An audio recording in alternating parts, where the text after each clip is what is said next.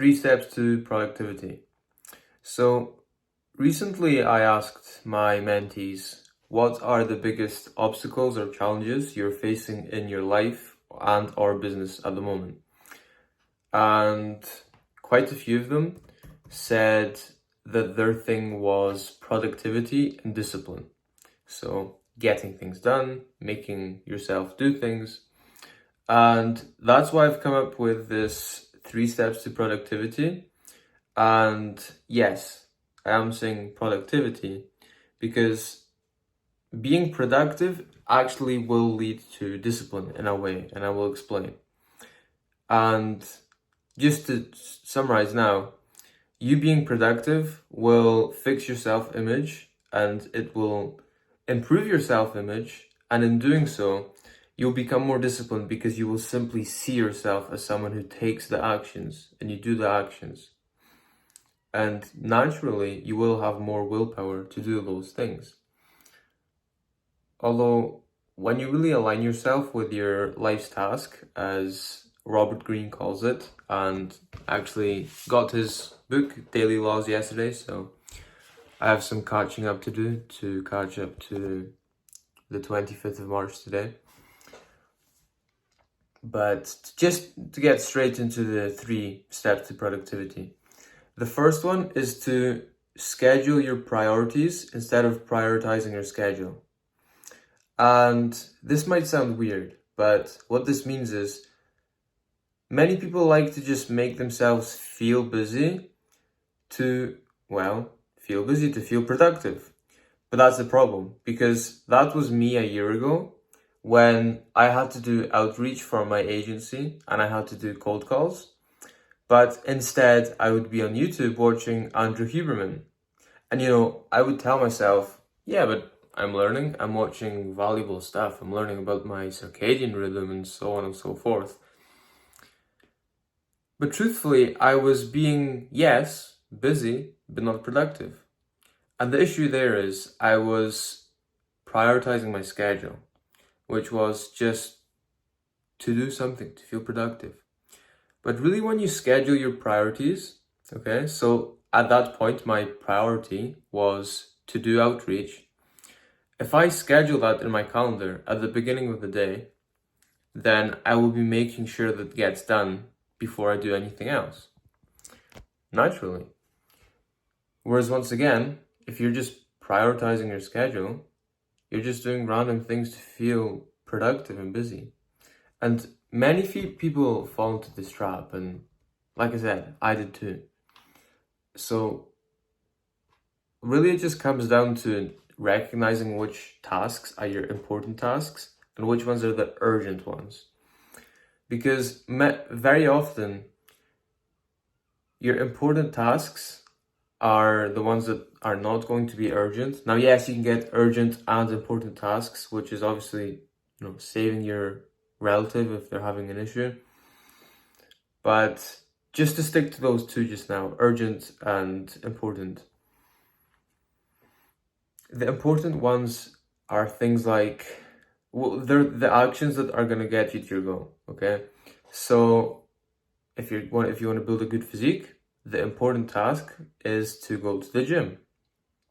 Going to the gym is not urgent. You don't need to jump out your bed and sprint to the gym and get there as soon as possible. It's not urgent. But it's important because otherwise you will not grow your physique. You will not improve your physique. Just like growing your business, the important task is getting new sales. Although it's not urgent because, you don't need to get all your sales suddenly in one day. It's something that's important and should happen consistently, not just suddenly and then it's done. So schedule your important tasks and delegate your urgent ones, okay? An example of an urgent task is something that seems important, but it's not. It just seems important because it's urgent, okay?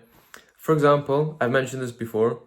If your sibling, someone, your co-worker, your friend, whoever, if you're doing a deep work session and they call you, like, yo, check this out, whatever it might be, it feels urgent because they've just, call you and it's like, whoa, you know? Or another example is if outside your office or your house, there's something crazy going on the road, and you want to go and see, it seems urgent because it's going on right there, right in front of you, but it's not actually important because realistically, if you didn't live there, if you lived on another side of the world, you'd have no idea that's happening and you'd be just doing your actual important task. So delegate your urgent tasks, okay? So ideally if you have any members on your team, which, most people will not, delegate those tasks, okay? So make sure you really ask yourself, do I really need to be doing this right now? Is this going to move the needle for me? Number 2 is to eat the frog first. Now, this comes in together with completing your MITs, and your MITs are your most important tasks. So, I think most of you have heard of Eat the Frog. There's a book on it, so it's quite a popular thing. Although, if you have a task of eating a frog every day, and you eat the frog at the beginning of the day, then you have 1, the pain of eating the frog, and that's it. However, if you leave eating the frog until the end of the day, you have 1, the pain of eating the frog, and 2, the pain of the anticipation of you having to eat the frog. Worse yet, if you leave that task of eating the frog until the second day, you have 2 frogs to eat in the one day. So I think most of you do know this is an analogy for doing your task, your most important tasks first. So your MITs first, okay? And this also links to number 1, scheduling your priorities. And it essentially means that you will do your most important tasks first, okay? So if you're someone who, one of your priorities is to grow your physique, and you're very reluctant to go to the gym, and you find that you're inconsistent and you're very prone to deciding against it, although you should, then ideally just go to the gym at the beginning of the day. Whereas other people who have been going to the gym for 4 years, they may not really need to force themselves to go to the gym because for them it's just a habit. Well, by then, cool, just go to the gym at the end of the day. But whatever your important tasks are at that stage of your life, do them first. Make sure they're done. And you will have the burden taken off your shoulders. Number 3 was doing your duties before your desires. And maybe this was already a concept before. Probably, I can't imagine I'm the only one who's ever thought of this. I'm not going to claim this. But duties over desires is something that came to my mind one time. And granted, I probably got this idea from a video or a book and I've just transformed it or something. I don't know. But it's essentially just stacking. And I know stacking habits comes from Atomic Habits, by the way, so I know where that comes from. What I'm trying to say is, you stack a habit that is something you need to do with something you want to do, okay? And you always do the thing you need to do first. Now, this sounds super simple, because it is, but just because of that, it gets neglected and people don't consider it.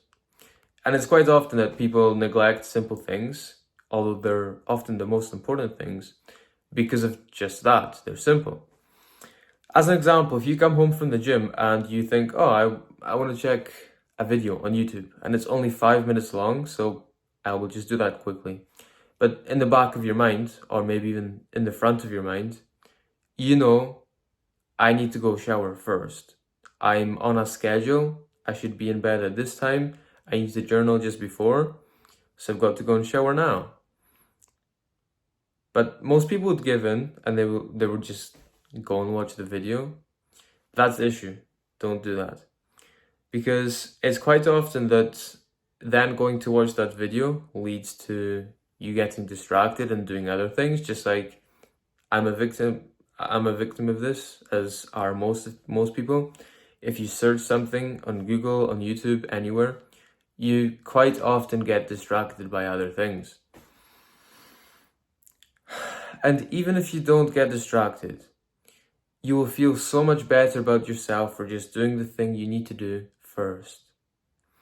And if you don't get distracted, if you do get distracted and it ends up,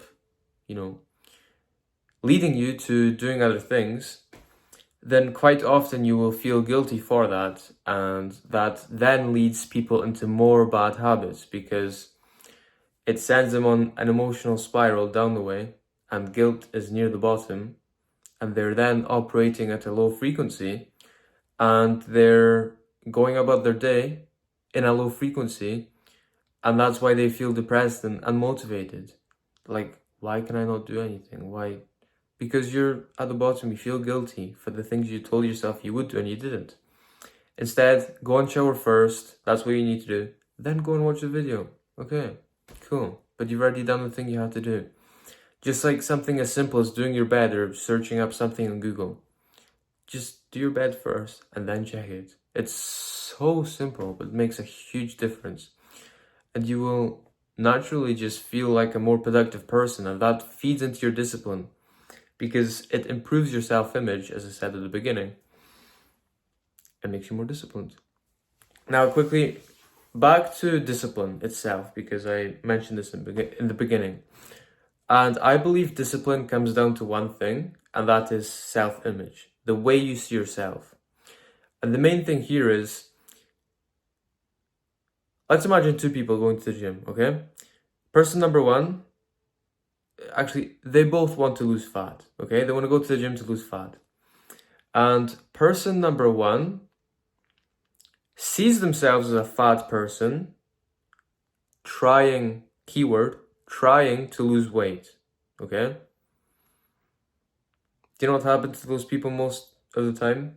They gave up most of the time because they just see themselves as someone who is fat and trying to go to the gym to lose fat, okay? They're trying to lose fat. And after a few weeks, when they check in the mirror if they have in fact lost fat, because that was their goal, and they see they've not, because 3 weeks kind of just isn't enough time, they give up because they don't see any progress. Whereas the person who sees themselves as a person who just goes to the gym, okay?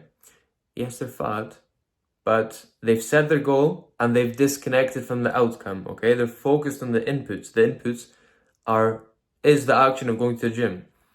And they're only focused on that, okay? And they've disconnected. They just see themselves as someone who goes to the gym, and that's why they go to the gym every day, okay? And over time, the outcome of them losing weight comes naturally. It comes as a byproduct of the actions they're taking. Now, there is an extra thing here, and that is, I'm never going to tell anyone, and I never do, my mentees, for example, to, you need to go to the gym for 2 hours your first time for some reason. If you're going to the gym for the first time, good, you've, number one, set your goal. Number two, disconnected from the outcome, which means you're not attaching your emotions to whether you achieve the goal or not.